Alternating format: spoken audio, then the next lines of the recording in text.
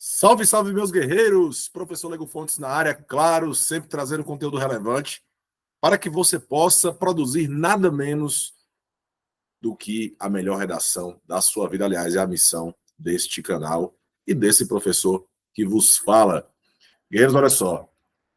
Algo que muita gente precisa fazer, mas sequer tem consciência do conceito, está relacionado ao tópico frasal. Aliás, a estrutura da redação, a estrutura da dissertação argumentativa, lembrando, quando eu disser aqui redação, estou falando da dissertação argumentativa, tá?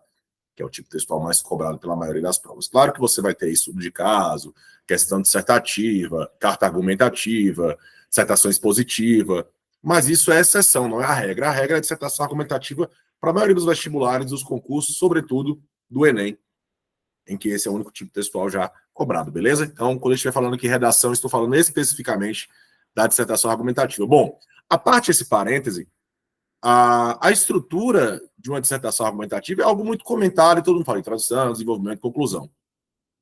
Até aí, tudo tranquilo, tudo certinho, sem nenhum problema.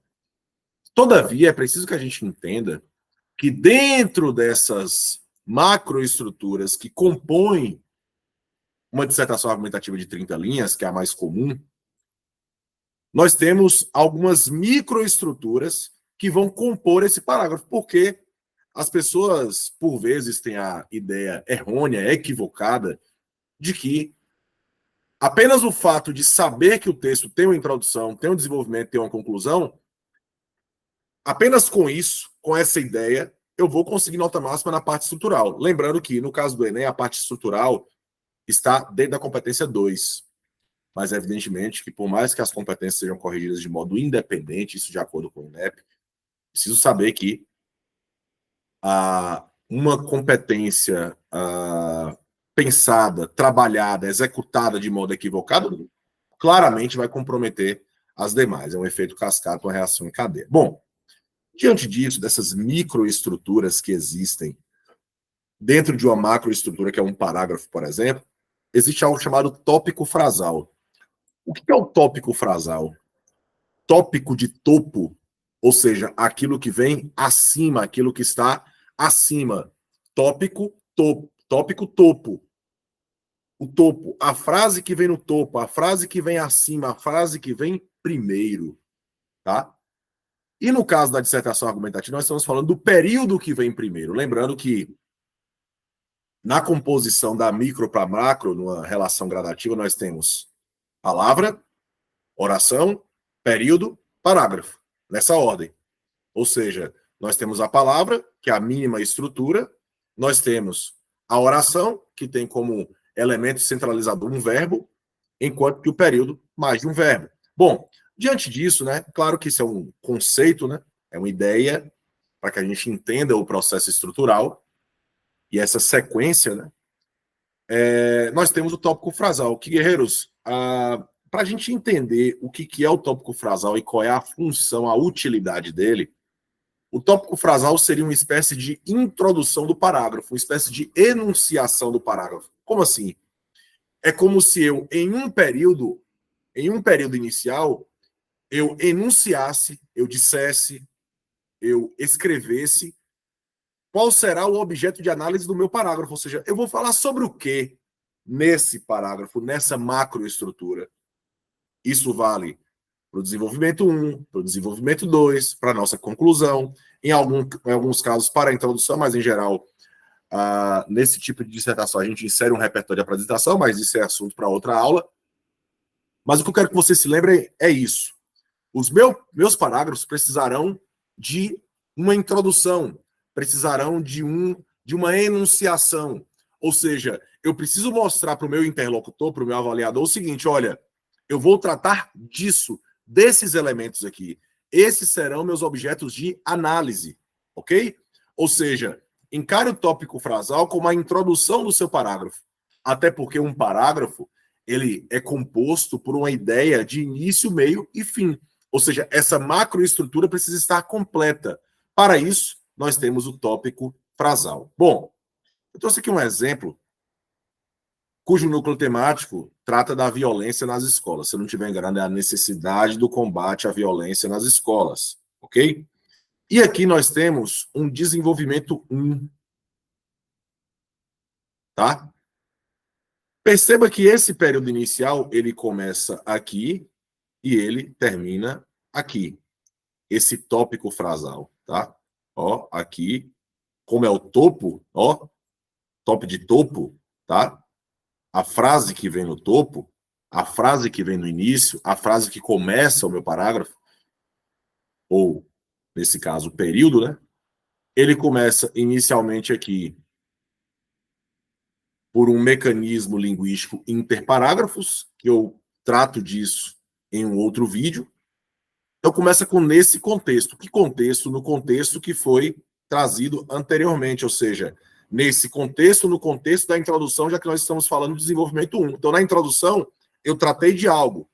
Então, nesse contexto, isso é um operador argumentativo, e ele vai trazer essa interconexão entre essas duas macroestruturas, introdução e desenvolvimento 1, é factual, ou seja, aqui é o posicionamento do autor, é o juízo de valor, é o senso crítico, que a inabilidade de algumas famílias na orientação dos estudantes potencializa atos violentos na esfera escolar.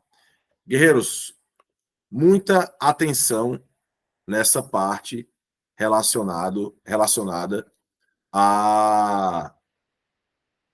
ao tópico frasal. Olha só, como eu estou anunciando, como eu estou mostrando para o meu interlocutor, para o meu avaliador, para o meu corretor, qual será o objeto de análise, eu vou tratar sobre o quê? Nesse desenvolvimento, quais são os elementos que precisam estar ali, que eu preciso tratar?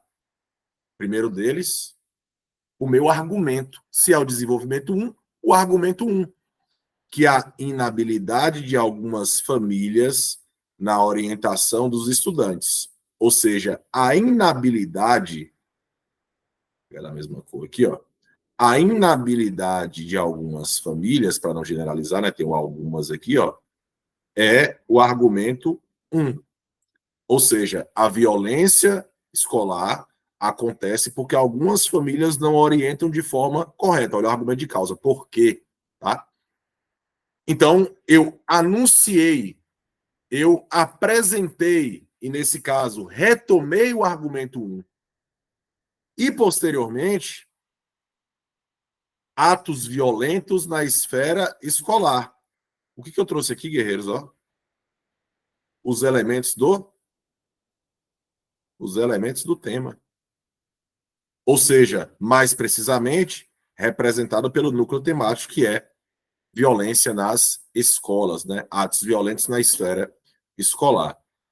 Perceba que esse tópico frasal, e você não pode se esquecer que esse é o pulo do gato, esse é o pulo do gato, o tópico frasal, ele precisa ser compacto. Ou seja, não alongue o seu tópico frasal, porque aí, guerreiros, ele começa a perder a função dele. E qual é a função? Qual é a função do tópico frasal?